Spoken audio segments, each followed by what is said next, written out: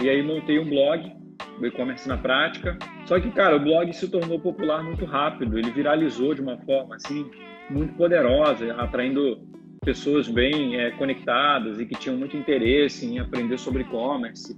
E aí, em maio de 2016, lancei uma primeira turma e, cara, foi um sucesso. Eu faturei quase R$ 1 milhão no primeiro mês.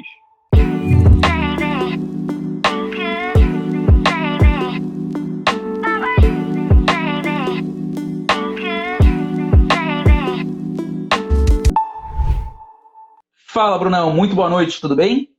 Tudo ótimo, cara. Boa noite. É um prazer enorme estar aqui, a gente trocando essa ideia, conversando, cara. Isso aqui pra mim tá sendo muito legal. E pegar de cara uma pessoa que conseguiu ter uma quantidade tão grande de funcionários e conseguir analisar a empresa de uma maneira tão distante, pra mim isso é bom demais. Realmente é muito, muito, muito gratificante. Então, obrigado por topar essa parceria aqui comigo. Obrigado por estar aqui comigo nessa noite. Só tenho realmente a te agradecer. Gabriel, eu que agradeço pelo convite. Para mim vai ser um prazer bater um papo. Espero poder agregar aí tanto para o pessoal da tua audiência e a galera que já me conhece também, que for chegando por aí. A galera que te conhece, muitas vezes, eles não sabem toda a tua trajetória, toda a tua história, né? É uma Exato, coisa que isso é muito louco. Às vezes, quando eu começo a contar uma palestra, alguma coisa, as pessoas, nossa, mas eu não sabia que tu tinha começado dessa forma, não sabia que tu tinha começado desse jeito. Então, assim, Exatamente. eu acho muito legal a gente realmente startar lá pelo começo, lá atrás. Quando tu começou a empreender, como é que isso aconteceu na tua vida? Conta um pouquinho pra nós. Cara, eu comecei a empreender em meados do ano 2000. Hoje, esse ano, assim, são 21 anos de empreendedorismo já. Eu tinha 16 anos quando eu comecei e, na época, buscava por uma forma de ganhar dinheiro na internet, alguma forma de usar a internet, né, para ganhar dinheiro. A internet ainda era muito incipiente, né? Tem aquele famoso ditado, né, que tudo era mato naquela época. Cara, mas foi assim, foi muito natural. Eu conhecia bastante de computador, de internet. Eu vi que existiam sites onde você podia vender produtos. E o site que eu comecei a vender foi o arremate.com. Comecei a anunciar alguns produtos lá. Produtos, cara, que eu encontrei dentro de casa, basicamente. O primeiro produto que eu vendi, para você ter uma noção, foi o gravador de CD do meu computador, né? Eu abri meu computador na época, comecei a tirar de dentro dele as peças que eu não usava, o gravador era uma delas. Eu anunciei várias coisas, anunciei coisas que eu tinha em casa, enfim. Mas o primeiro produto que vendeu foi o gravador de CD, que ele era um dos produtos mais vendidos na época. Hoje a gente nem usa isso, né? Mas na época era uma coisa muito vendida no segmento de informática. E alguns dias depois fiz a primeira venda. Não investi nada, né? Dá para você perceber, não investi nenhum único real. Foi o próprio gravador do meu computador. Com esse dinheiro, eu passei a recomprar o mesmo gravador em uma loja de informática aqui da minha cidade, do Rio de Janeiro, e continuei com o anúncio no ar, vendendo. Foi aí que tudo começou. Daí em diante, muita coisa aconteceu. Caraca, que maneiro, cara. Às vezes as pessoas elas acabam criando um problema, né? Acabam criando dificuldades que na realidade não tem nenhuma, porque, tipo, tu mesmo pegou um produto que estava na tua casa, parado, Sim, que tinha um destaque lá dentro, e tu conseguiu vender e com ele acabou gerando dinheiro para comprar outros, vender e conseguir um certo dinheiro. E, poxa, começou com isso nos anos 2000, velho. Anos 2000. 2000, literalmente, quase não tinha internet dentro do Brasil, Quase não era tinha. muito escasso. Era menos de 1% da população que tinha acesso à internet na época. O comércio eletrônico era totalmente incipiente, não tinha nem dados ainda. A partir de 2002 que a gente passou a ter dados para poder analisar e ver o que estava acontecendo. E, cara, mesmo assim, funcionou. Isso é o que é o mais importante, né? Às vezes a gente É, cria algumas dificuldades, algumas coisas onde não fazem sentido. A gente começou muito vendendo dentro do Google, com o anúncio do Google, como afiliado lá atrás, em 2016, claro, já bem mais à frente do que onde tu começou, e cara, funcionou, deu certo e fluiu muito bem, então é simplesmente começar e fazer, né? Botar a mão na massa e começar a sim, acontecer. Hoje em dia a gente tem aí exatamente. diversos e diversos marketplaces para fazer um monte de trabalho nesse mesmo modelo que tu mesmo começou. É, Então, poxa, Magazine Luiza, Mercado Livre, toda a parte de V2W, toda a parte do Via Varejo, enfim, tem uma infinidade aí que não tem nem por que ficar citando todos os nomes, mas dá para fazer um baita de um trabalho mais gigante mesmo, muita gente faturando em muito mais de 7 dígitos por mês só trabalhando com marketplace, né? sim, o marketplace hoje ele é um canal incrível para você começar, porque aquele trabalho mais difícil, né, que existe, que é aquela geração de demanda, você não precisa fazer isso no marketplace, a demanda já existe lá dentro. Então, basicamente, você aprende a identificar essa demanda dentro do marketplace e usa isso a seu favor, né, posicionando bem seus produtos ou até buscando produtos que você nem trabalha, mas que estão de acordo com a demanda disponível do marketplace. Esse é um dos principais caminhos para quem tá começando, que a gente recomenda hoje em dia, né? Lá atrás, cara, a gente jamais ia imaginar, né, que esse negócio ia existir um dia. Os sites como o Arremate, o Mercado Livre já existia na época. Eles não eram marketplaces, eles eram sites tipo sites de classificados, bem semelhante ao que o OLX é hoje, é o que eles eram Uhum. na época, né? Só que essa essa modalidade do OLX, de você poder ter o contato da pessoa e negociar direto, eles não tinham. Você fazia a compra por dentro da plataforma normal, mas você tinha que depois entrar em contato com a pessoa para poder negociar o pagamento. Não existia um meio de pagamento conectado, né? Que Você loucura. basicamente, eu recebi o meu e-mail lá, né? Cara, você vendeu seu gravador de CD. Beleza, e agora, né? Agora você tinha que entrar em contato com a pessoa, negociar com ela, passar os dados bancários para ela ir numa agência, depositar para você. Depois que ela depositasse, você ia no correio e postava a encomenda para ela. Então era assim que funcionava na época. E a base de confiança é gigantesca, né? Porque, poxa, Total, total, assim, isso aí foram anos de investimento, né, principalmente dos grandes varejistas no e-commerce, para poder quebrar essas barreiras, né, e gerar mais confiança para os consumidores. pô, maravilha. Brunão, depois disso, começou ali vendendo gravador, começou vendendo algumas outras coisas de casa lá no Remate. E aí, qual foi o próximo passo que tu deu? O próximo passo foi, cara, tentar dar uma continuidade disso. Então, eu conhecia uma loja de informática aqui no Rio de Janeiro que vendia os produtos num preço muito bom, mais barato do que era vendido na internet. E aí eu fui lá propor uma parceria para o gerente da loja, né? Acabei conversando também com o dono da loja, falei que eu queria vender os produtos deles e, cara, conseguimos fazer uma parceria. Todos os dias eles me enviavam um e-mail com a lista do estoque. Com base nesse estoque, eu pausava o que não tinha mais, eu mantinha e às vezes fazia promoção do que eles tinham em estoque. Assim que eu conseguia vender alguma coisa, eu pegava um ônibus, ia lá, comprava o produto e enviava para o meu cliente. Então, muita gente hoje conhece isso como dropshipping, né? Você faz essa gestão de estoque direto com o fornecedor. E aí eu falo para a galera, hoje vocês acham que o dropshipping está na moda? Eu inventei o dropshipping. Eu que inventei o dropshipping lá. Eu quero saber, quero que levante a mão quem é que fazia o dropshipping no ano 2000. Cara, não tem. Não tem. Eu Não já conheço pesquisei e ninguém. não tem. Então, isso foi uma coisa que já funcionava lá atrás, né? Então, depois eu continuei fazendo isso durante algum tempo. Acredito que uns 2 ou 3 anos eu fiquei fazendo isso. Como eu tinha 16 anos, ainda estudava também, então era mais um hobby, assim, uma renda extra mesmo. Uhum. Mas em 2003 eu me deparei com uma outra oportunidade. Eu estava no escritório do meu pai, aí eu fui na loja do lado recarregar o cartucho da impressora lá. E, cara, na época enfrentei assim uma fila para poder recarregar o cartucho da impressora. O negócio, cara, não demorava muito, era super rápido e você tinha que pagar ali 45, R$ 50 para poder recarregar o cartucho. Na época, pô, eu vislumbrei, cara, esse negócio deve ser um bom negócio. O cara demora 5 minutos para recarregar meu cartucho, eu tenho que pagar R$ 50 para ele. Então eu vou começar a pesquisar um pouquinho sobre isso, né? E aí fui para a internet pesquisar sobre recarga de cartucho, sobre insumos para recarregar cartucho. Uhum. Não tinha, cara, pouquíssimo material. Aqui no Brasil nem tinha o Google ainda na época. Fazia a pesquisa toda no Alta Vista, no KD, Yahoo já estava chegando por aqui, mas não tinha o Google ainda. E eu encontrei uma empresa chamada Inkpress, lá de Cotia, região metropolitana de São Paulo. Liguei para lá, conversei com o dono, era um argentino, e depois de algumas semanas, assim, consegui convencer ele a me ensinar tudo que ele sabia sobre recarga de cartucho. Peguei um ônibus, fui para lá, passei uma semana lá aprendendo tudo.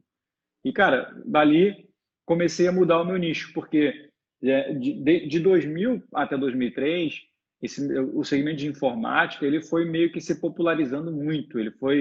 Naquela época, ele era o segmento mais vendido do Brasil de e-commerce. Então, os Uhum. preços foram caindo muito e as margens, consequentemente, também.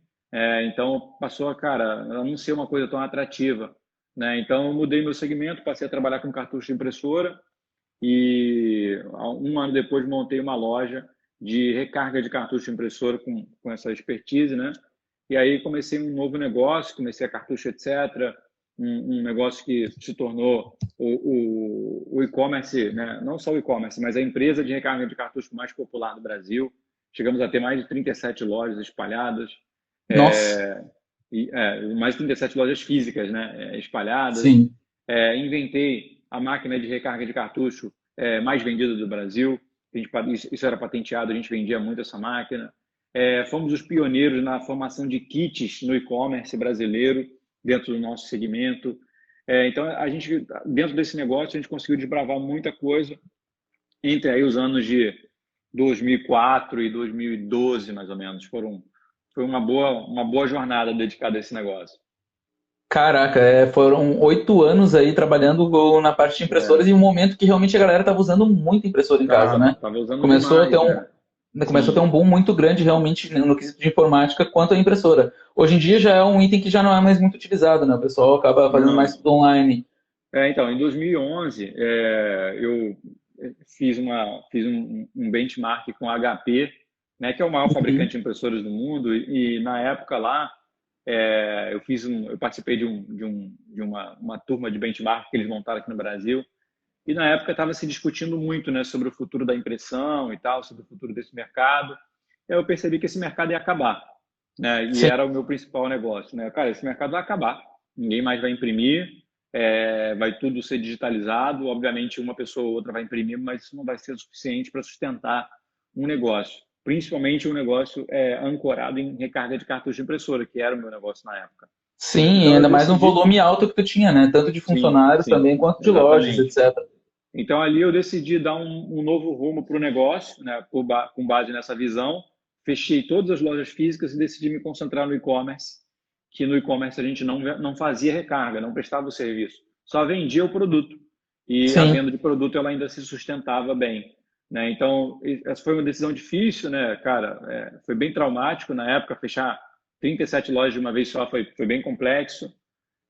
Mas, cara, foi a decisão acertada. Um ano depois, o negócio já estava super bem, o e-commerce já tinha um volume de faturamento bem significativo, maior até do que o volume de todas as lojas, né, Caraca, somadas. É. E ainda fiquei nesse negócio até o final de 2016. Né? Eu vendi a minha participação em 2013, mas ainda continuei com uma participação minoritária. Em 2015, voltei para poder ajudar um pouquinho mais e em 2016 saí em definitivo. É um segmento que ainda existe, mas ele não tem mais nenhum tipo de representatividade. Eu não consigo ver oportunidade mais nesse segmento. Foi um dos motivos que eu vendi. faz todo sentido, até porque são empresas muito grandes que utilizam hoje em dia É. e, E cara, repartição ela. pública, cara. Muita É, repartição, é mas aí é por complexo. licitação, né, Bruno? Aí fica Sim, é muito mais difícil, licitação. né? Então, a Cartucho Etc. ainda existe hoje, né? Estão lá, os meus sócios antigos ainda são sócios lá. O e-commerce hoje tem uma representatividade bem pequena, basicamente o negócio hoje está focado em licitação. Né? Então, Entendi. basicamente o negócio hoje vive de vender para o governo. Então, é assim que funciona a Cartucho Etc. hoje. E tudo que tu depende do governo acaba ficando muito instável, né? Trocou o É governo, tu não sabe complexo se eles não vão demais, trocar cara. tudo, é Assim, muito.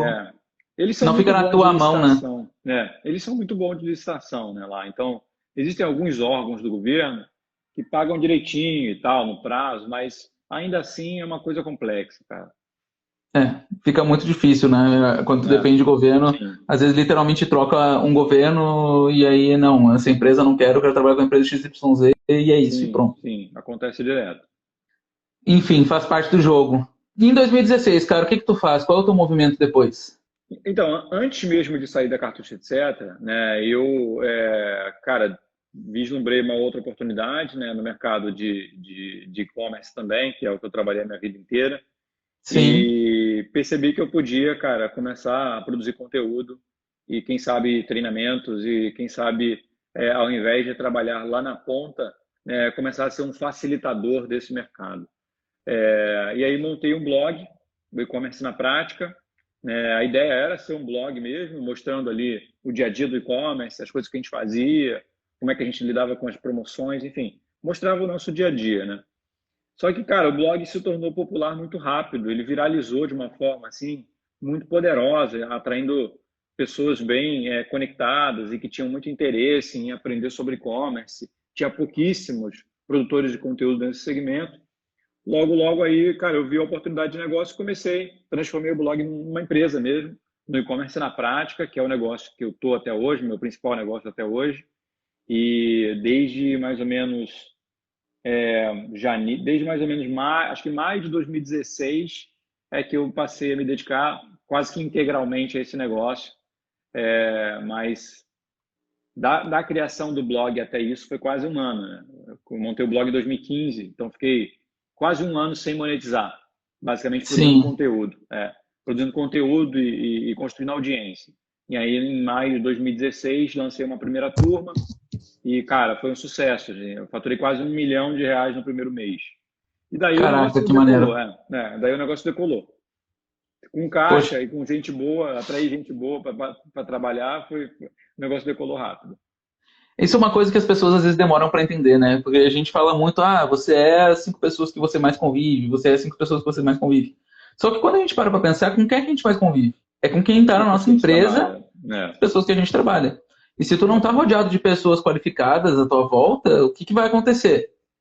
Tu vai ser puxado As para pessoas vão te baixo. puxar para baixo. É exatamente, é o que acontece, cara. É o que acontece com todo mundo. Eu sei que você, quando pensa nas 5 pessoas que você mais convive, você pensa na sua família, mas na verdade não é, né? Hoje em dia, beleza, está todo mundo em home office, né? A maioria, pelo menos. Mas o convívio online ele também conta, né? Uhum. Então, as pessoas que você mais convive acabam sendo as pessoas que você trabalha. E não necessariamente elas estão, sabe, no patamar que você gostaria de atingir ou estão com o mesmo mindset que você, com os mesmos objetivos. Então, precisa, cara, ter um cuidado especial em quem você contrata, no time que você monta, para que isso consiga agregar valor para você também, não só para eles. Perfeito, exatamente isso. Uma coisa que para nós serviu muito bem, que eu até cheguei a comentar contigo, foi lá o GatherTown, né? O pessoal estava sofrendo muito, muito, muito, muito nesse quesito de estar sozinho em casa, de estar trabalhando, então começou a bater depressão em muita gente, começou a ter vários sintomas aí de até síndrome do pânico, né, em algumas pessoas, Sim, e sim. por causa disso a gente acabou encontrando essa ferramenta que é um escritório online onde as pessoas podem ter ali novamente seus colegas um ao lado do outro, conversando, trocando ideia. Então, recomendo muito vocês aí darem uma olhada no gather.tal, vale muito a pena porque isso aumenta a produtividade da galera e diminui problemas referentes à doença do século, né, que é a depressão. Então, cuidem muito das pessoas que estão ao redor de vocês, que fazem a empresa de vocês crescerem e fazer as coisas acontecerem. Vocês É. sozinhos não são ninguém. Tenho certeza que tanto eu quanto o Bruno aqui, sem a nossa equipe, sem o nosso time, a gente nunca teria chegado onde a gente chegou. Assim, galera, para quem está começando, pode parecer muito clichê isso, e às vezes pode parecer que é da boca para fora, mas na verdade não é, né? O maior ativo do meu negócio, de todos os negócios que eu já tive, são as pessoas de verdade, né? Porque, cara, eu não consigo fazer muita coisa sozinho, né? Assim, eu tenho limite de tempo, eu tenho limite de capacidade de execução, de capacidade de raciocínio, eu não consigo fazer muita coisa. E para você crescer um negócio, né, você tem que fazer coisa demais. Imagina isso em todas as profissões, tá? Não é só no e-commerce, não é só no digital, no físico principalmente, inclusive. Imagina se naquela época, né, eu tivesse que ficar na loja, ao mesmo tempo embalar pedido, ao mesmo tempo, cara, fazer o marketing, não ia dar. Primeiro que eu não ia conseguir ter mais de uma loja, porque eu sou só uma pessoa, né? Exato. Então, cara, e assim, ou eu cuido da loja, ou eu cuido do e-commerce, ou eu faço a gestão, ou eu toco a operação, enfim, não dá para fazer muita coisa. Então, no início, beleza, cara, faz parte, você vai fazer tudo mesmo, não tem jeito, tá? Então, o início você coloca todos os chapéus, você vira à noite, você trabalha fim de semana, você faz tudo, cara, é assim mesmo que funciona. Mas assim que você consegue algum recurso, alguma receita recorrente no teu negócio, o primeiro investimento que você tem que fazer é trazer gente, né? Trazer gente boa, na verdade, porque e principalmente gente melhor que você, tá? Pelo menos nas coisas que elas vão fazer. Por exemplo, né?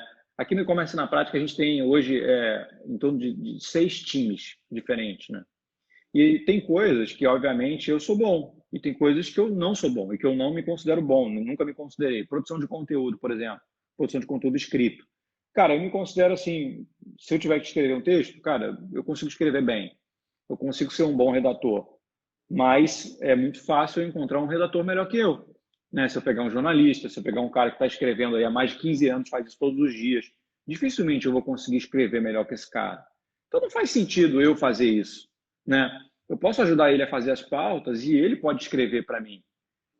Então, é esse tipo de coisa. Você encontrar pessoas técnicas, né, que vão fazer aquelas ações do dia a dia melhor que você. E você vai concentrar na estratégia, você vai concentrar na liderança, em liderar essas pessoas, em mostrar para onde vocês estão indo. Então, é bem por aí. Né? No dia a dia, você vai ser tomado por tarefas operacionais. No início, você vai fazer, beleza, é assim mesmo. Mas, cara, os primeiros recursos você tem que destinar para começar a montar um time, começar a atrair gente boa. E, assim, uma bandeira que eu levanto hoje em dia, tá? E aí, esse é um dos aprendizados da minha jornada, inclusive, é que se eu estivesse começando hoje um negócio, eu começaria um negócio com sócio, com pelo menos 2 sócios. Por quê? Porque no início do negócio você não tem dinheiro para contratar ninguém, né? Uhum. E muito menos para contratar gente boa. Então, se você encontra, cara, 2 pessoas tão boas e com tanta garra quanto você, cara, vai ficar muito mais fácil, né? Porque vocês podem dividir todas as atribuições do negócio e vão ter 3 pessoas ali com sangue nos olhos para fazer a coisa acontecer. A maioria dos negócios, na verdade, todos os negócios que eu montei na minha vida, foi um negócio que eu comecei sozinho e foi difícil pra caramba, cara, no início. Se eu tivesse sócio lá atrás, né, eu tenho certeza que teria sido mais fácil. Então, Ah, sem sombra de dúvidas. é encontrar pessoas que têm um fit cultural com você, que têm os mesmos valores, que valorizam as mesmas coisas, né, que têm uma cultura alinhada com você, que vocês compartilhem com a mesma missão de vida, com a mesma missão de negócio. E, cara, é isso, é fazer a coisa acontecer junto. Tenho certeza que vocês 3 vão chegar muito mais longe do que qualquer um chegaria separado, né? Às vezes a gente fica muito preso naquela ideia, pô, mas se eu tivesse 100% do negócio, eu estaria ganhando muito mais.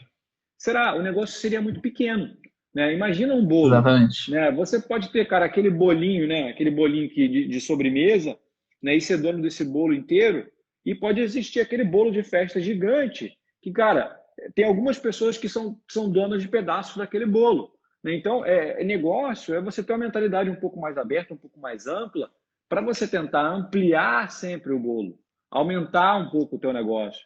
E aí a tua participação, mesmo que pequena, ela vai ser super representativa. Né? Então, eu não sei quem são os empreendedores que vocês admiram hoje em dia, que vocês acompanham, mas, cara, qualquer grande empreendedor, né, que você admire, seja brasileiro ou estrangeiro, essas pessoas todas têm companhias de capital aberto, a participação deles no negócio é mínima. Né? Então, eles só conseguem fazer isso por causa disso, inclusive. Porque eles abriram a sociedade para poder trazer gente boa, para poder trazer investidores, para poder trazer sócios que vão ajudar para abrir portas. Então, são caminhos aí, ideias para eu deixar vocês refletirem um pouco. 2 coisas que eu acho bem importante falar sobre sócios, tá, pessoal? O Bruno pontuou uma delas, que é a questão da cultura. Tem que ter fit cultural contigo, vocês têm que ser muito parecidos no quesito do que vocês imaginam como objetivo para a empresa. A empresa é algo maior do que vocês, então automaticamente tem que ser os objetivos da empresa, vocês querem trabalhar em conjuntos para ela. E uma coisa muito importante, não tenha um sócio que faça a mesma coisa do que você. Não faz nenhum sentido. Ele tem que ter uma especialidade diferente da sua, que seja muito caro para você contratar e que não vale a pena você contratar. Aí automaticamente faz sentido você ter esse sócio. Tá? É isso Então, aí, né? A melhor sociedade é essa, que é onde as habilidades se complementam. Né? Um exemplo exato. muito comum por exemplo, às vezes você é uma pessoa muito técnica, muito analítica, né? Que gosta de analisar dado, que gosta de, cara, trabalhar mais no back office ali, não gosta de aparecer muito. E aí você tem dificuldade com o quê? Na hora de aparecer, na hora de produzir conteúdo, na hora de vender. Então você procura um sócio, cara, que gosta de vender, que gosta de aparecer, que gosta de se colocar à frente, né, da marca, que ele vai te complementar e vice-versa, né? Provavelmente essa pessoa também não vai ser boa nas coisas que você é bom. Então, Perfeito. procurar sócios aí que se complementam com habilidades não parecidas, mas complementares. Essa é a grande sacada. Perfeito, muito boa, Brunão. Brunão, de 2015 para cá, vamos dizer assim, né, porque 2015 começa o blog, tu começou sozinho, obviamente, o blog ali, escrevendo, etc e tal. Hoje tu tá com um time de quantas pessoas? Hoje a gente tem tem umas 45 pessoas dentro do e-commerce na prática, divididas aí em 5 times, mais ou menos. Uhum. E a gente tem participação em outras empresas também, né? De 2019 para cá, a gente tem investido em outras empresas. Então, juntando todo o nosso grupo, são mais de 200 pessoas hoje, né?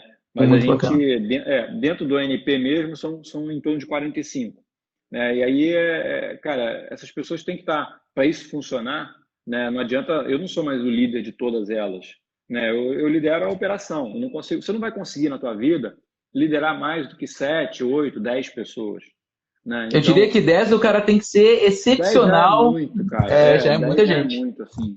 Mas o número, seguindo várias metodologias de gestão, o número legal é 7, né? Esse é um número bom. É, E então, cara, o único jeito de você crescer é você pegar as pessoas que têm potencial e essas pessoas se transformarem em líderes também. Então, elas acabam formando outros times, lideram os times delas e você lidera elas. Então, hoje, assim, é assim que funciona o e-commerce na prática e a gente tenta levar isso para os outros negócios também. pô, maravilha. E Brunão, hoje tu te considera uma empresa independente, onde simplesmente tu analisa as métricas, faz algumas reuniões ali com os líderes e consegue tocar à distância? Como é que funciona isso hoje? Assim, depende, cara, depende do ponto de vista, né? Hoje eu tenho duas funções na empresa que são muito, muito importantes. Então, isso acaba tomando muito meu tempo, né? Por exemplo, Uhum. eu sou CMO hoje em dia, eu sou chefe de marketing e eu sou o CEO, eu sou o chefe do negócio. Então, isso envolve muito tempo, isso envolve muita liderança. Mas, cara, eu exerço essas duas funções porque eu me considero bom nisso e é o que eu gosto de fazer. Mas se eu decidisse, por exemplo, cara, não vou ser mais CEO, não vou ser mais CMO, eu conseguiria montar um plano de transição para, de repente, daqui a 6 meses, daqui a um ano, sair e ficar apenas como um presidente ou montar um conselho e virar o presidente do conselho, né, para que isso não envolvesse mais o meu tempo, a minha atuação. Eu faria isso se eu quisesse, de repente, me dedicar a um outro negócio, né, ou se eu quisesse tirar um período meio off, mas hoje, assim, toma bastante do meu tempo, é o meu principal negócio, Claro. mas tá tudo, mas é um acordo, né? Tá acordado comigo, inclusive isso, né? Eu estou Eu trabalhando assinei o contrato porque, mentalmente. exato, é o que eu gosto de fazer e eu gosto do marketing além da gestão. Então, se lá na frente não, a gente já tem até um plano, né, de contratar um CMO ou formar um CMO dentro de casa para que ele Uhum. consiga absorver essa cadeira de marketing que está sendo a última, né? Eu já deleguei todas as cadeiras de C-Levels e de gestão, e aí eu vou continuar apenas como o CEO da empresa.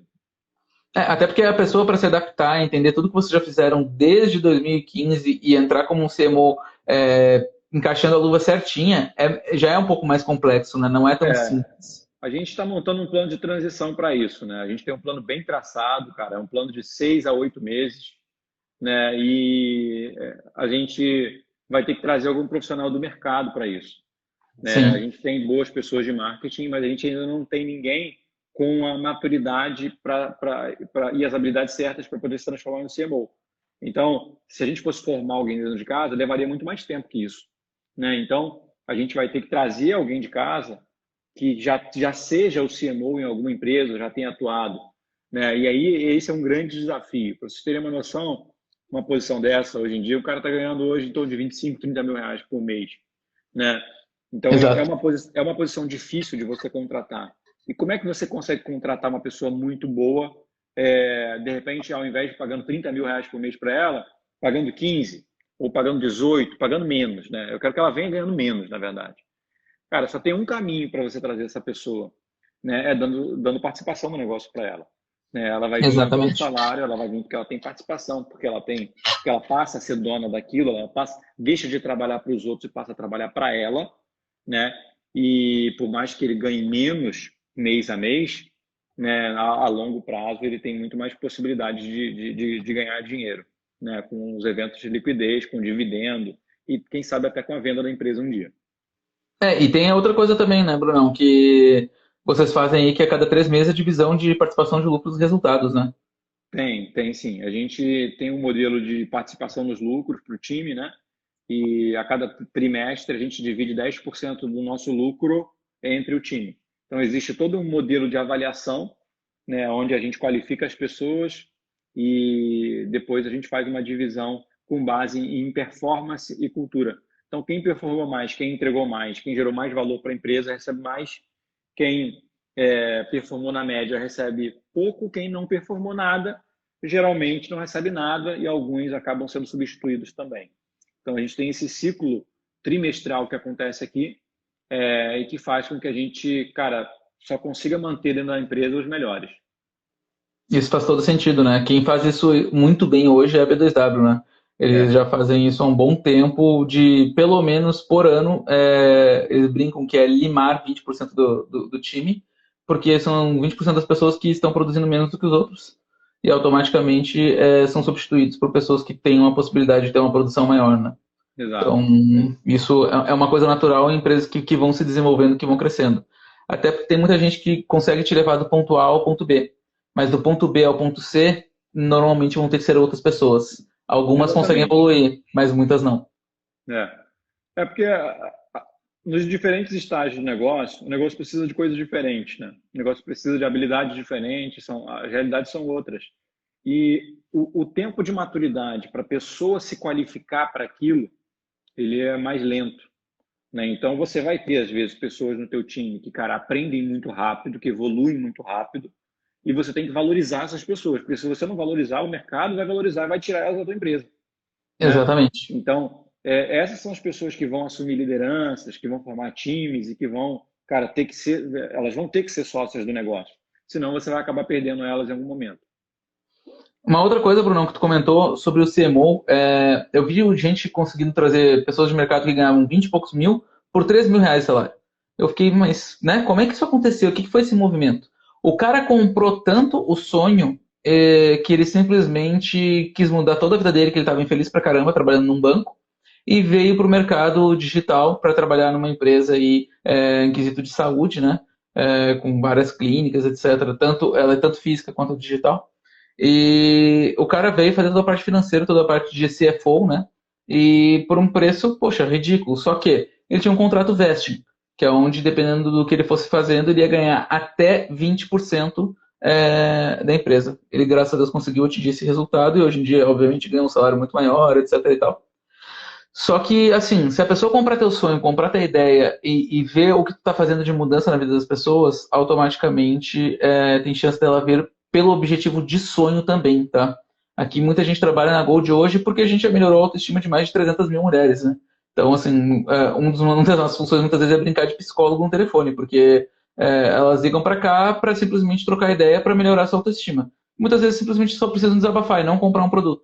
Então, por várias vezes as nossas meninas já atenderam, já trocaram ideia exatamente para isso, para melhorar a autoestima. Porque esse é o objetivo da empresa. Então, Legal. é uma coisa que a galera acaba comprando muito também. Se o teu sonho se conecta muito com o sonho dela, vai embora, Sim. né?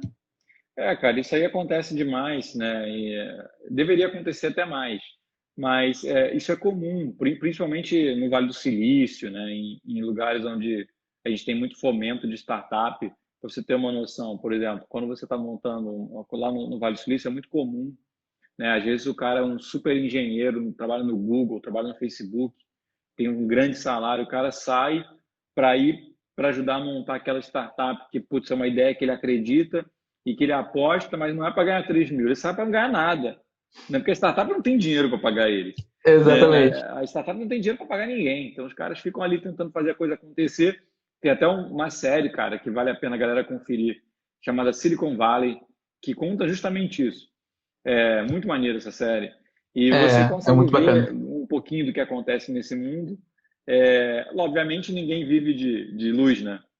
O cara faz isso porque ele acredita que ele vai conseguir agregar valor, a empresa vai conquistar investidores, vai ganhar valor de mercado, e lá na frente a conta vai fechar para ele.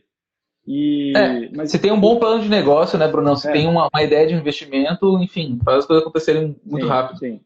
É o papel do fundador, da pessoa que está criando o negócio, é vender essa ideia. Não é para qualquer pessoa que você vai vender.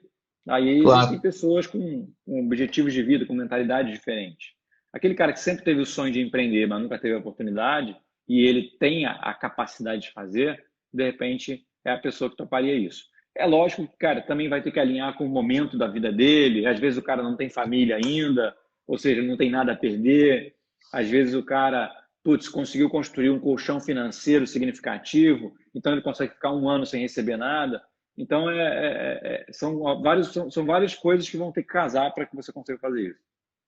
Exatamente, vai muito de momento, sem sombra de É, dúvidas. Tu falou assim que hoje tu tem a vontade de entregar a cadeira de CMO para alguém, né? E fazer esse movimento, estudar pessoas de mercado, analisar quem poderia fazer sentido. Como é que funciona esse teu estudo? Como é que funciona isso para tua mente hoje para encontrar alguém que possa fazer sentido para essa cadeira?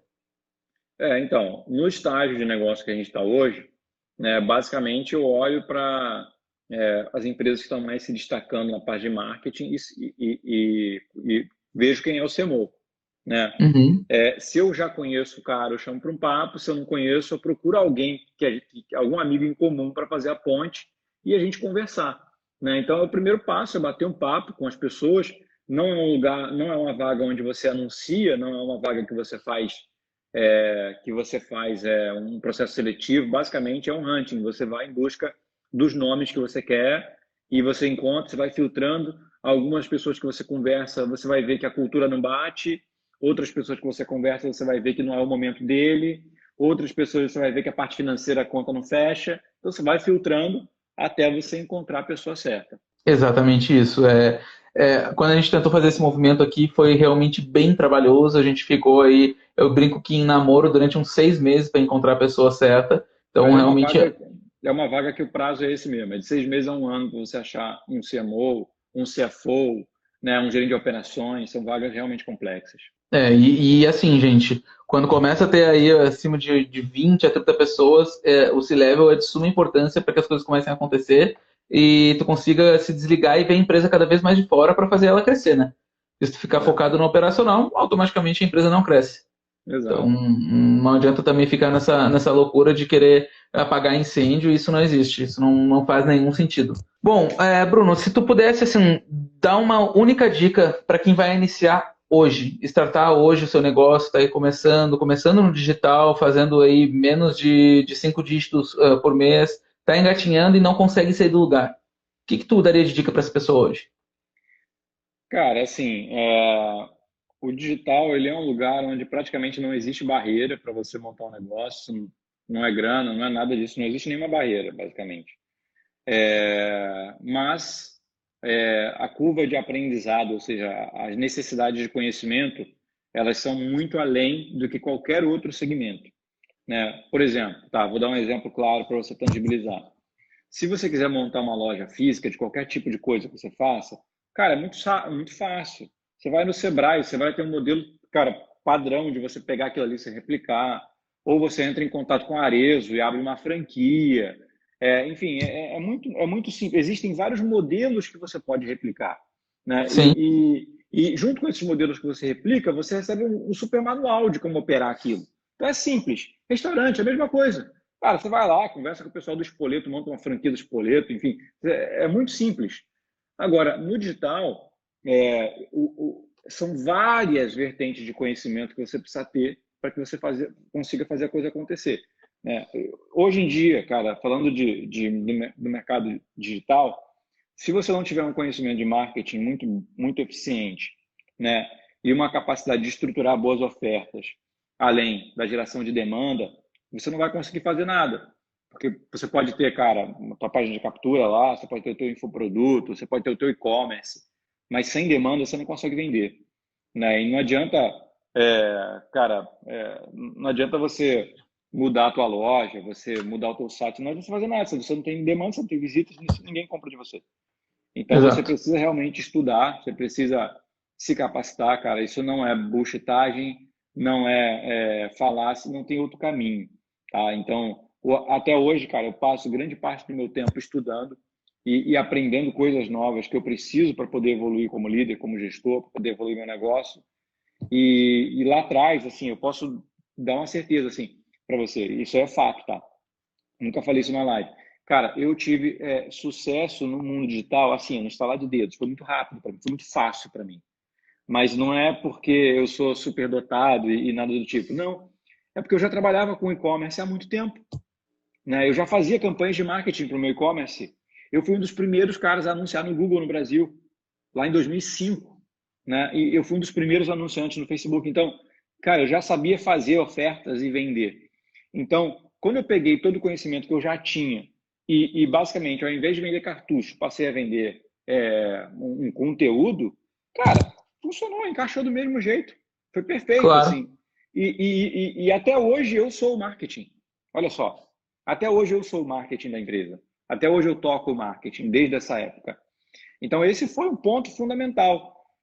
Quando eu comecei lá atrás, assim como vocês buscam aí conteúdo e fazer parte de grupos para você fazer networking, eu fiz a mesma coisa.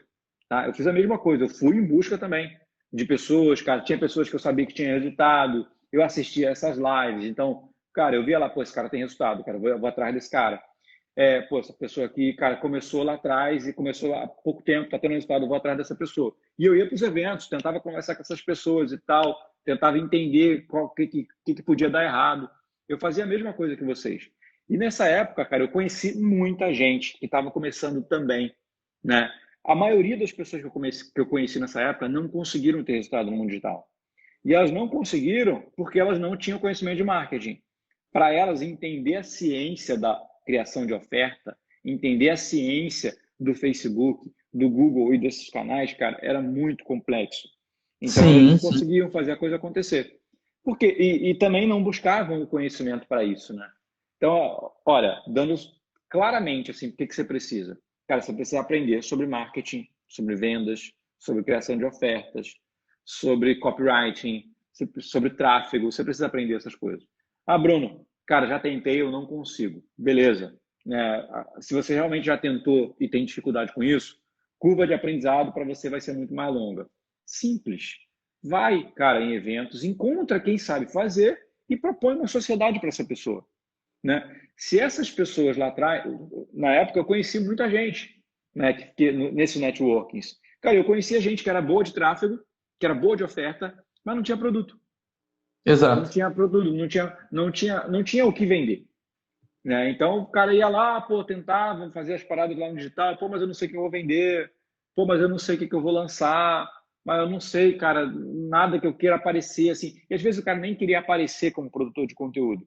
Então o que ele fazia? Ele patinava, patinava, patinava. Hoje esse cara está no mercado de trabalho, está trabalhando para alguma empresa, né? Então, se uma pessoa que tinha habilidade de marketing tivesse se juntado com outra que tem algum conhecimento, que possa vender aquele conhecimento, cara, tinha dado certo, né? Então, esse é o caminho. Ou você aprende a fazer, ou você arruma quem sabe e se junta com essa pessoa.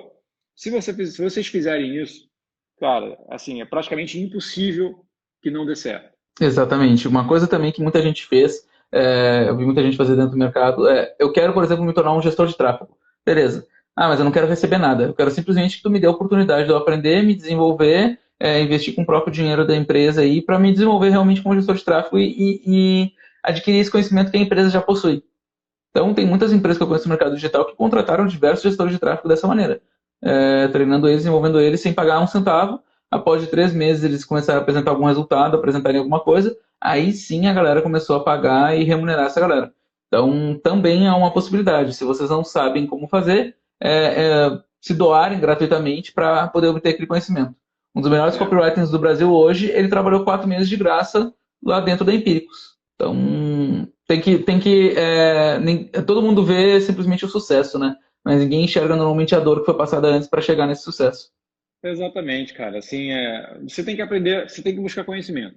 Não tem jeito, né? Se você é aquela pessoa que consegue comprar um curso, estudar e aprender com aquele curso, maravilha, né? Tem gente que não consegue.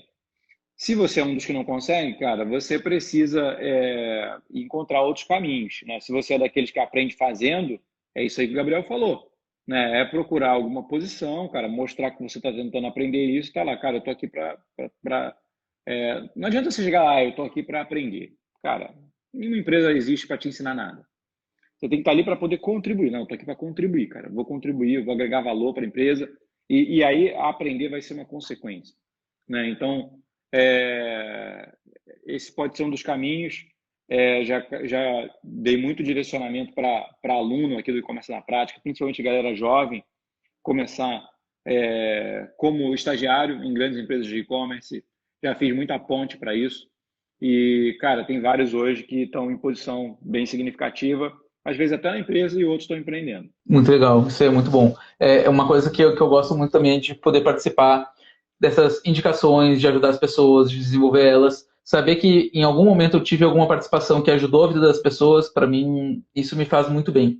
E eu sei que tu faz isso hoje com muita maestria, Sim. tanto através do teu conhecimento, né, que tu transmite através dos cursos, de tudo NP, como também para a galera que vem te pedir ajuda e acaba sempre agregando muito para muita gente. Então, parabéns aí por esse trabalho solidário, vamos dizer assim. Ah, valeu, cara. É isso aí, independente de gestão de qualquer tipo, assim, meu segmento hoje é o segmento da educação, né? Então, acima de tudo, eu e toda a galera do e-commerce na prática, nós somos educadores, cara. A gente está aqui para educar o mercado e acho que, assim, vender curso é muito bom, obviamente, eu adoro vender, sou um vendedor nato, mas é apenas parte do processo, né? O nosso principal propósito é realmente educar, é capacitar o mercado e vender curso é só o meio de monetizar o nosso negócio. Perfeito. Bruno, uma coisa que tu falou aqui que talvez a galera não tenha noção. Mas se tu tivesse que calcular hoje mais ou menos o quanto que tu investe por ano em conhecimento. Cara, assim, é bastante, tá? Esse é porque, assim, lá atrás eu investi mais, tá? Eu já investi Uhum. mais, não em termos de valor, né? Mas em termos de proporção da minha renda, né? Hoje em dia, assim, o que eu invisto em conhecimento perto da minha renda é muito pouco, Claro. mas é muita grana ainda. Lá atrás eu investi, por exemplo, em 2016 foi o primeiro ano que eu ganhei dinheiro com o e-commerce na prática, tá? Foi o Uhum. primeiro ano que o e-commerce na prática me gerou dinheiro. Eu terminei o ano sem nenhum real no caixa. Tudo que eu faturei eu investi em mastermind, em consultoria, em palestra, em uma porrada de coisa. Tudo que tinha para comprar eu comprava. Mas eu não era só um comprador de curso, né? Eu era um cara que comprava, estudava, aplicava, implementava. Cara, se eu ia para o mastermind, eu levava o networking à risca. Se eu ia para um evento, networking à risca. Eu já ia com os objetivos claros. Cara, vou para esse evento para encontrar essa pessoa. Eu preciso perguntar isso aqui para ela. Então, é isso. Eu investi praticamente tudo que eu ganhei aquele ano em conhecimento. E hoje, cara, o meu investimento ele está muito voltado, né, para consultorias, né, Uhum. com grandes empresas e livros, cara. Livro é uma coisa que eu sempre investi, eu gosto muito e é algo que me faz, cara. Livro tem um poder muito transformador para mim, né? Eu consigo aprender muito com os livros e sempre que eu estou com algum problema pontual no negócio, cara, eu procuro algum livro sobre aquilo ali cara, geralmente destrava e eu vou em frente.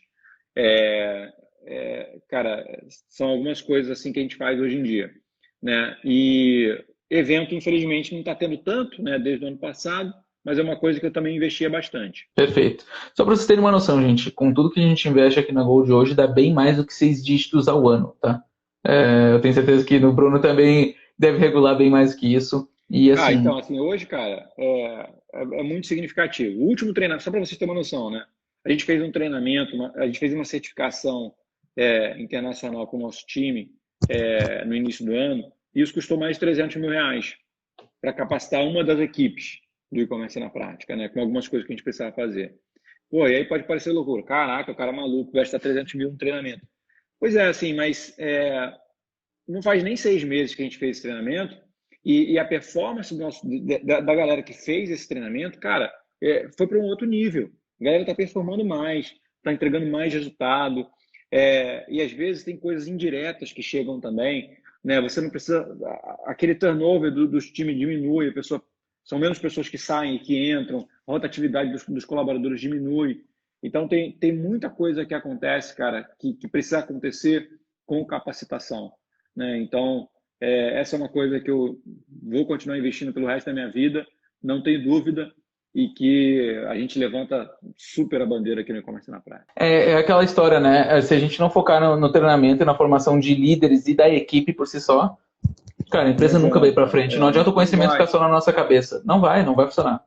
Não vai porque, às vezes, a própria pessoa ela não tem clareza do que ela precisa aprender, né? Então, a gente precisa dar esse norte, isso é um papel do líder, inclusive. Perfeito.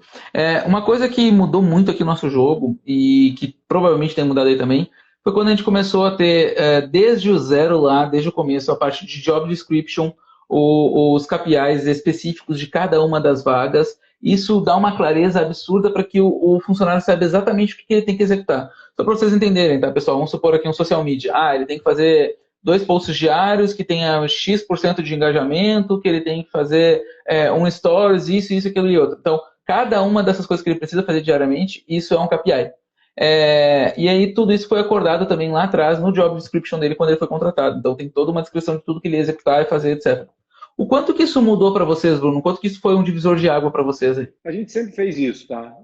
Isso sempre foi feito aqui.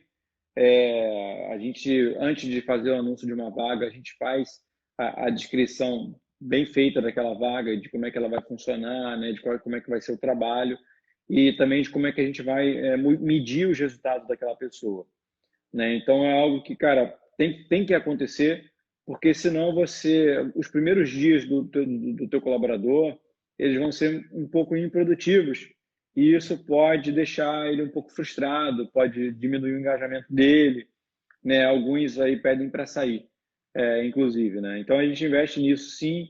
E outra coisa que a gente investe também que faz muita diferença é no processo de onboarding, né? A gente tem um processo de onboarding que dura mais ou menos uma semana, que é um processo de integrar, de integrar as pessoas junto com as outras que estão no time há mais tempo, né? Integrar ele com as tarefas, com o que a empresa faz, com as coisas. Então, a gente deixa o funcionário muito à vontade na primeira semana, faz uma super apresentação, né? Faz uma super recepção para ele entender onde é que ele está entrando, quem são as pessoas. E isso também, isso foi uma coisa que a gente não faz desde o início. A gente faz deve ter uns 3 anos que a gente faz isso, mas é algo que diminuiu bastante aquele desengajamento inicial dos colaboradores. Perfeito. Uma coisa que a gente não aplicava aqui logo que a gente criou a empresa, a gente começou a aplicar isso 2 anos depois e mudou da água para o vinho. Foi realmente as pessoas que estavam dentro da empresa, elas começaram a se acostumar a entender exatamente o que elas precisavam entregar e se elas queriam se desenvolver e crescer mais dentro da empresa, elas entregavam mais do que aquilo. E aí tu percebia que elas estavam querendo se destacar e realmente ter um plano de carreira, ter um desenvolvimento maior lá dentro. E isso mudou totalmente o nosso jogo. Para nós foi uma virada de chave. E muita gente não Legal. aplica isso, acaba contratando pessoas simplesmente, eu acho que eu preciso de alguém para alguma coisa. Cara, não faça nada em cima de achismo, faça em cima de dados.